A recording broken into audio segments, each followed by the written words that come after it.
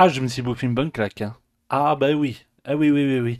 Comme quoi, ça me préviendra que par la suite, il y a quand même des beaux films qui sortent en ce moment. Il n'y a pas que des trucs pourris. Il n'y a pas que les films aussi dans les années 80, 70 ou 90 qui sont les meilleurs. Il y a quelquefois des petites pépites voilà, qui sortent comme ça. Et il faut dire que celui-là, j'en avais pas entendu parler pendant sa sortie au ciné. Même d'ailleurs, par chez moi, il est pas du tout, mais du tout sorti dans quelques cinémas, mais pas dans les grands cinémas. Et en fait, je sais que quelqu'un m'en avait parlé et ça m'est sorti par l'oreille. Et j'ai été sur le net hier, je l'ai vu, j'ai pu le choper, pu le regarder. Et putain, quelle claque! Ce Last Night in Soho m'a foutu une claque. Voilà. Last Night in Soho raconte l'histoire d'une jeune fille qui rêve d'être créatrice de mode et qui rentre dans une école en Angleterre pour être créatrice. Et elle partage la chambre avec une étudiante qui, elle, est tout à fait le sens contraire d'elle. C'est-à-dire que, voilà, elle se drogue, elle sort, elle couche avec des gars, tout ça, voilà. Et que elle, en fait, elle est un peu renfermée sur elle-même, elle vient de la campagne, elle est très, très studieuse et est vraiment une fan des années 60, parce que sa mère et sa grand-mère lui ont souvent parlé du fameux Londres des années 60-70. Et donc, en fait, elle décide de partir de sa chambre parce que ça va pas du tout avec sa colocatrice et trouve une chambre chez une petite dame assez vieille qui est très strict. Pas d'homme après 20 heures, pas le droit de fumer, tu payes à tel moment, telle date, voilà. Elle accepte, elle s'installe et le soir elle se couche et elle s'en rend compte de quelque chose de bizarre. Est-ce que c'est un rêve ou une réalité? Elle s'en rend compte qu'elle peut aller dans Londres et dans le quartier de Soho des années 60. Et là, va se mêler tout ce qu'elle a rêvé de voir, la mode, la musique, tout ça, mais ce monde qu'elle a rêvé bah, va pas être tout à fait idéal comme elle le souhaitait. Voilà. Alors déjà, le film, moi, il m'a foutu une putain de claque.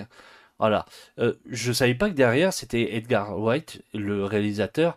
Edgar Wright, pour ceux qui connaissent pas, c'est Shaun of the Dead, c'est Le Dernier Pub avant la fin du monde, et c'est Skull Green. Alors, et Baby Driver. Alors, je dis ces films-là parce que je les ai vus tous. Alors, Shaun of the Dead, j'adore.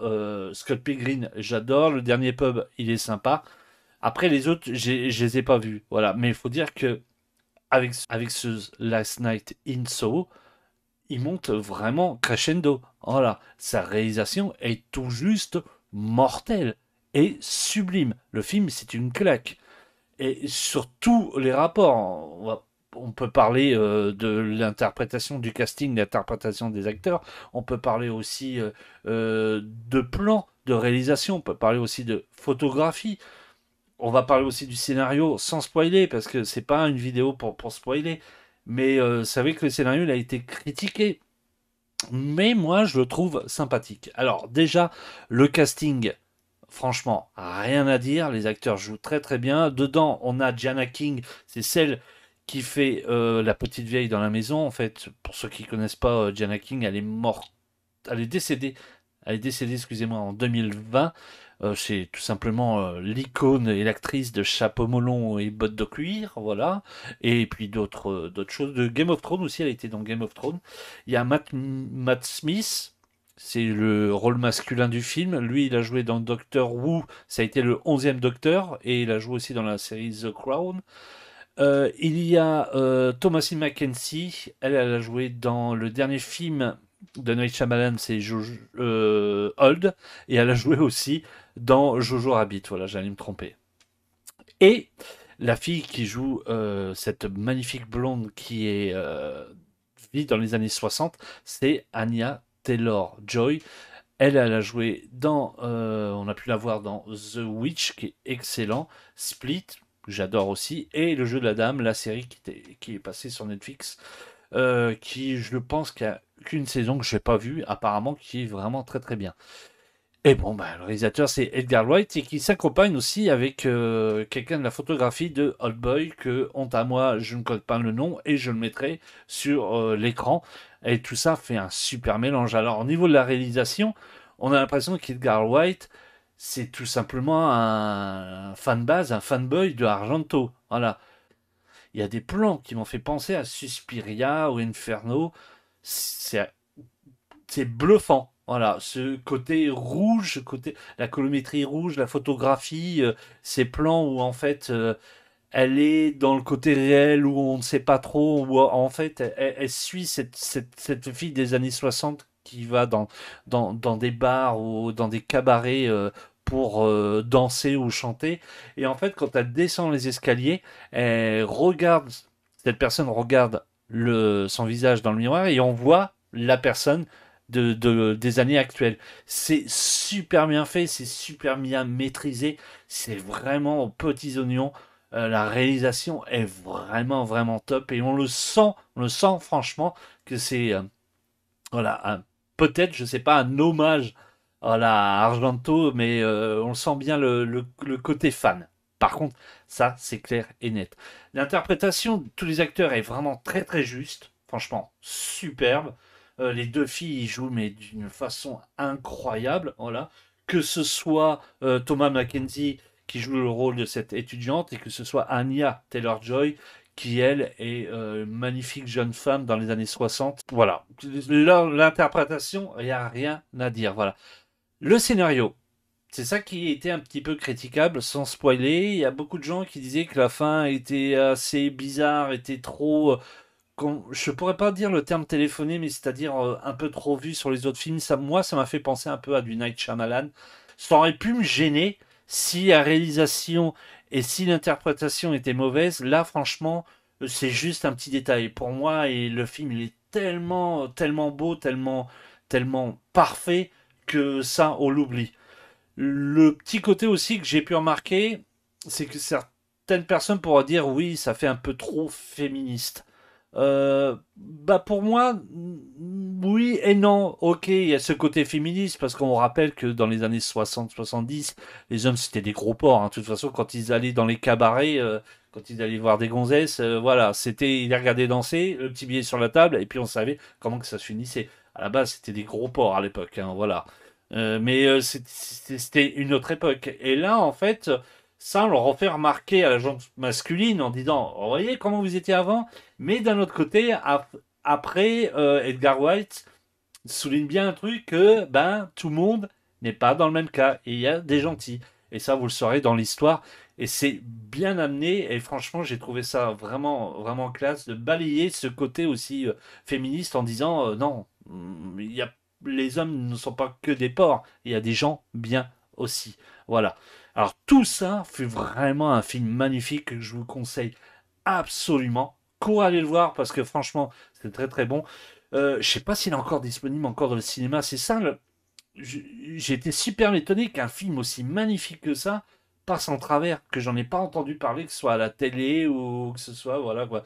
Après, de toute façon, sur les télés, à part parler de films français, de toute façon, on en entend moins besoin parce que sinon, on parlerait pas, il finirait aux oubliettes.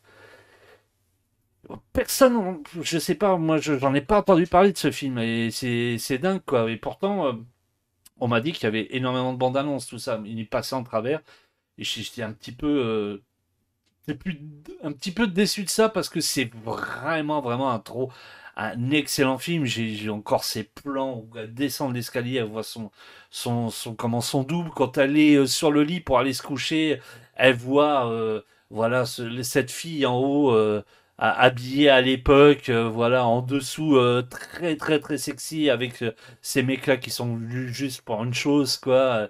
Et toutes ces lumières, même pareil, quand tu marches dans Soho, dans ces quartiers de Londres où on voit hein, dans un couloir où il y a tous ces côtés rouges de néon, tout ça, c'est magnifique. Dans sa chambre aussi d'hôtel, quand ça passe du noir au bleu, au rouge, voilà. On a l'impression, mais franchement, on a l'impression d'être dans un film d'Argento. Quand je l'ai vu, j'ai putain, on dirait un film d'Argento. Pour moi, ça reste un film de fans. Et je pense pas que de fans d'Argento, parce que ça peut vraiment mêler plusieurs styles de personnes. Si vous aimez par exemple le film fantastique, si vous aimez ces films des années 60, si vous aimez aussi ce style de musique passé pendant le film, on, voilà, vous allez tout aimer parce que aussi musicalement, c'est quelque chose de très bon. Les musiques, ils sont vraiment très bien choisies et puis il y a vraiment une bande son vraiment très très bonne. Il y a des musiques qui vous restent dans la tête et qui est vraiment sympa. Voilà, il y a un choix de musique vraiment vraiment classe. Alors, je sais qu'on m'a demandé quel genre. Moi, je peux pas le cibler ce film-là parce que quand je l'ai vu en première, quand je l'ai maté, je me suis dit c'est un film sur la mode, après sur la danse, et puis après c'est parti sur le côté fantastique. Voilà, c'est assez curieux. Voilà, j'ai encore cette scène où en fait où elle est dans le lit. Et ça m'a fait penser aussi à un Trainspotting. Vous voyez, quand il est dans le lit, il est en manque de drogue. Et en fait, vous avez le lit, en fait, au lieu de faire 2 places, il fait 20 places. Et là, c'est exactement pareil. On la voit sur un lit de 20 places avec un drap et on a l'impression que le temps se multiplie ou défile et puis voilà, elle part dans les années 60. Voilà, je vais m'arrêter là-dessus parce que sinon je vais partir sur 10 à 20 minutes de vidéo parce que ce film-là, franchement, une claque. Vraiment une claque. C'est clair et net que quand il sort en Blu-ray, c'est achat direct parce que c'est une belle petite perle. Et puis j'aurai l'occasion peut-être de le voir en meilleures conditions, 4K, meilleure luminosité, tout ça, meilleure couleur, voilà. Et ouais, voilà. Donc, franchement, très très bon film, je vous le conseille. Et pressé de voir les prochains projets d'Edgar Wright parce que là, il a passé vraiment vraiment un cap. Voilà. Sur ce, je vous souhaite à tous une excellente soirée, une excellente journée, et puis je vous dis à très très vite pour une prochaine Critique Express. Portez-vous bien, ciao, bye.